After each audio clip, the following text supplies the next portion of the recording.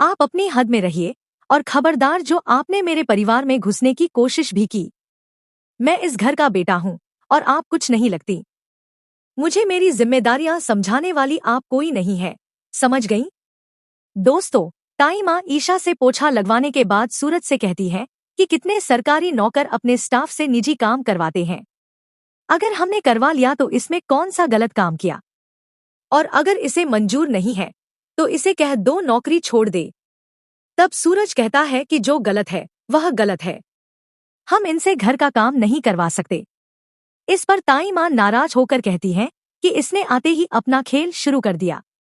अभी 2 दिन ही हुए हैं इसे काम पर आए, और सूरज, तूने अपनी ताई माँ को ही गलत ठहरा दिया, जबकि यह वही लड़की है जिसने तुम्हें और तुम्हारे परिवार को बहुत तकलीफें दी हैं। तब ईशा कहती है कि आप सब मेरे अपने ही तो हैं। यह सुनकर सूरज सख्ती से जवाब देता है कि यहाँ आपको कोई अपना नहीं है। यह बात सुनकर ईशा को बहुत दुख होता है। सूरज आगे कहता है कि आप सिर्फ एक कर्मचारी हैं, वह भी मेरे ऑफिस की, इससे ज्यादा कुछ नहीं। फिर वह कहता है कि मेरी गाड़ी बाहर खड़ी है और ड्राइवर आपको घर छोड़ देगा, आप यहाँ से चली जाइए।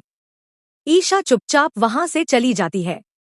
तभी सूरज को याद आता है कि उसकी फाइल गाड़ी में रह गई है और वह उसे लेने के लिए जाता है। जैसे ही वह वापस आ रहा होता है, ईशा उसे रोक लेती है। सूरज गुस्से में कहता है कि घर वालों को इतनी तकलीफ देने के बाद भी आपका मन नहीं भरा, जो अब एक छोटे बच्चे के साथ दोस्ती का नाटक कर रही हैं? क्या उसकी भावनाओं से खेलना चाहती हैं? इस पर ईशा भावुक होकर कहती है कि सूरज, मैं भी इंसान हूँ, मुझे भी दर्द होता है। लेकिन सूरज उसकी बात सुने बिना उसे चुप करा देता है और कहता है कि बस, अब चुप हो जाइए और अपनी हद में रहिए। अगर आपने मेरे परिवार में घुसने की कोशिश की तो यह मत भूलिए कि आप इस घर की कुछ नहीं लगती। और हाँ, मुझे मेरी जिम्मेदारियां मत सिखाइए, मिस ईशा सिंह। ईशा की मुश्किलें यहीं खत्म नहीं होती। जब वह घर पहुंचती है तो आकाश उसे और ज्यादा परेशान करने लगता है।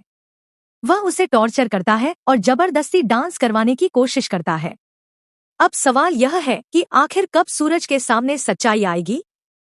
और जब उसे सच पता चलेगा, तब क्या वह खुद को माफ कर पाएगा, क्योंकि उसने ईशा के साथ बहुत गलत व्यवहार किया है? आगे क्या होगा, यह जानना बेहद दिलचस्प होने वाला है कि ईशा इन मुश्किलों से कैसे बाहर निकलेगी। अगर आपको यह कहानी पसंद आई हो तो वीडियो को लाइक करें और ऐसे ही दिलचस्प अपडेट्स के लिए हमारे चैनल को सब्सक्राइब करें।